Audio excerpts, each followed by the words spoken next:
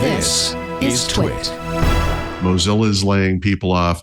Mozilla has been kind of a not so slow moving car crash lately, unfortunately. That's so sad. Yeah, we talked about this last week, but since then, Mitchell Baker stepped down as CEO for the second time. She's going back. Wait until we finish recording. Did you make that announcement? Yeah. Executive chairperson, they hired, there's a new CEO, former board member, and they've sent out a company-wide memo. I think TechCrunch got a part of it. They might be shutting down most of their consumer products that are not Firefox, including the one I recommended last week, which was that monitoring service. Yeah, which they announced a week ago. And yes, and so they right.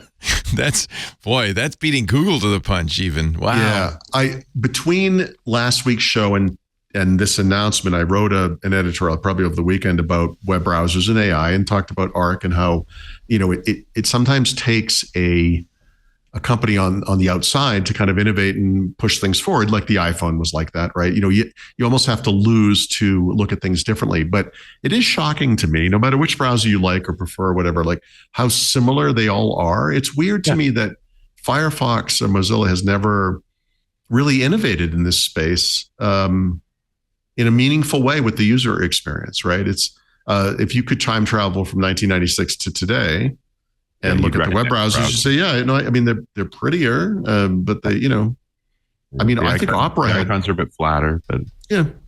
But the same thing happened to the phone. Before the iPhone, phones were kind of weird. Like you'd get a slide out keyboard or a connector this, a pop out that. Now they're all slapped with black glass. That's right.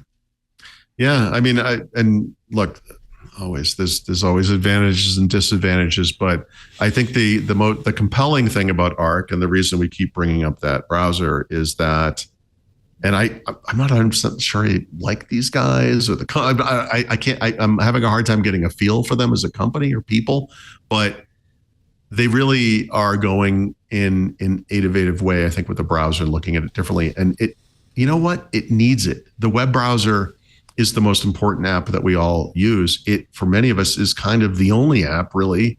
I mean, and if it wasn't for the anti-competitive business practices of the two mobile providers, that would be true on mobile too. Mm-hmm. So it's interesting. I think what's unusual here, because it doesn't happen very often anymore, is Arc just presented you something you never knew you wanted. Yeah, which is very right, which was the iPhone too, right? In some ways. Yeah. I mean, no one was saying, why don't we have this device? Yeah. I that's right. There you go. I was in writing this, I was sort of talking about smaller things you could do. Like I really like the browser Brave, right? And I like it because it's private and secure by default. The thing is, it's not like it's an innovative browser. That's what I mean. Is that company's mindset behind it? Yeah. Is that like a form of innovation? And ultimately, I have to kind of say no, because two reasons. One, it hasn't changed the world, right? The whole world hasn't lined up behind them to do the same thing. And, I mean, not to be a jerk about it, but you could take Chrome even and install the right extensions and basically get, to where you want to be privacy and security wise. So, I don't know. Right. Brave just has a better set of defaults running against the same Chrome. Yeah. There are other things going on there. It's also has to do with the lightweight nature of that. And there's a lot of things that go into it, but at a high level, I mean, you could kind of do a Brave with other products, and I don't know, maybe that's not innovation. It doesn't mean it's not valuable. It doesn't mean I don't like it. It doesn't mean one might not like that thing. It's just, but web browsers are so important. I mean, I'm reading that Steven Snofsky book. He brings this up. This is something that's come up again and again. That point in time where web browsers and web technology and web development surpassed everything else combined, basically. Yeah. No, and we could say about Sanofsky, but he called the ball on JavaScript being lingua franca, and we should focus on that. That's right. Yeah, it's a big. How we went about it, we can debate separately, but it wasn't wrong in that basic idea. Yeah, I got to call out what Zach was saying in the Discord, and let me pivot on a little bit, Zach, which is like, who buys Mozilla? Right. When it's this frail, and that concern, the same way that you sort of saved, we picked up the pieces of Sun Microsystems or that sort of thing. One of these sort of legacy of the .com boom companies is on its knees. Somebody should scoop it up. Yahoo should buy it. Here's an idea. Why doesn't Mozilla buy Arc? Yeah, like they had any money. Yeah. But well, they have some money. how big is this company? They have that sweet Google money. They could, yeah. I bet think they Arc, could. at this point, I'm starting to think Arc is designed to be acquired, right? I mean, there's no business. I just want it to be acquired by someone that's going to continue forward with it, not kill it like Google, Apple, Microsoft would do, right? Right. Well, and the real question is, and there's no money in browsers, right? Nobody's paying for a browser. Yeah. Right. So the money is in the Google backsheesh that they pay you to keep it as the search engine, make it the default search engine. And that's the great thing about browsers. We make an innovative browser so we can make you into the product. Right. There may be a business model here that's just not obvious to us because we're so used to the status quo.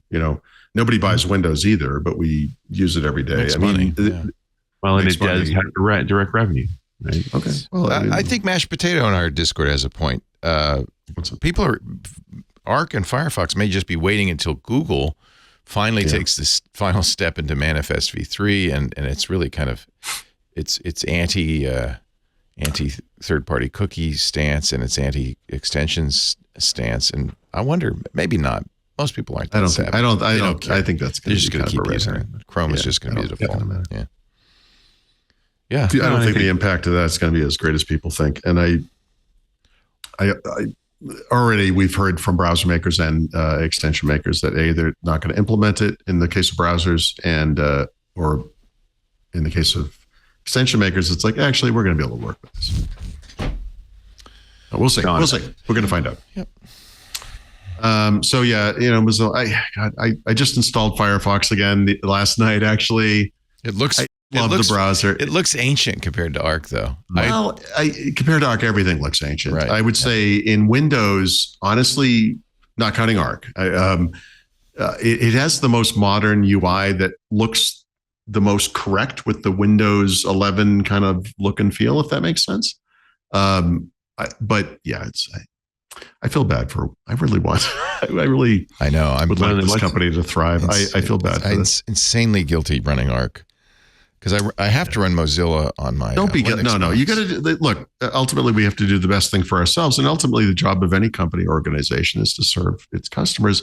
And Firefox has definitely been hobbled by predacious big tech business practices, no doubt about it. But they've also made mistakes, and I think they're innovating in the wrong places. I think they walked away from PWAs for frick's sake. Are you kidding me? Yeah, that was a mistake. They've just made some stupid mistakes. I like a lot of the stuff they do that's not Firefox. I use Pocket daily. I think these other things they do, email relay, VPN, the monitoring stuff, to me, this all makes sense. They're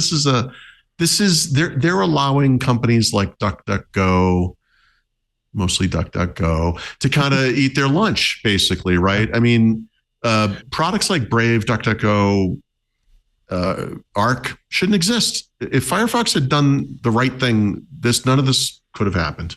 And it's sad. It's just sad. Well, and maybe Baker's being pushed out because he doesn't have a good enough AI strategy. Like, I don't know how you're a tech company at this moment and survive any board without 3 slides on how we're all AI all the time.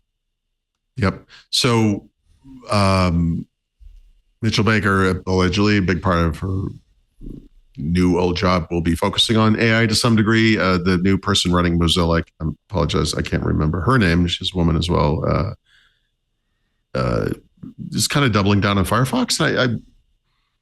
It's like kind of doubling down on Berlin at the end of the war, I guess. I don't, like, what else are you going to do? Like, yeah, okay. Well, and especially since it's very likely there was a board meeting where the board said, "What's your AI strategy?" And he said, "This is stupid." And they're like, "Well, work somewhere else." Yeah, and the music from Benny Hill chimed in, and we're like, "All right." And the first person says, "I have an AI strategy." That's your CEO. Yeah. Hey, it's me, Leo Laporte. I hope you've enjoyed this little snippet from Windows Weekly.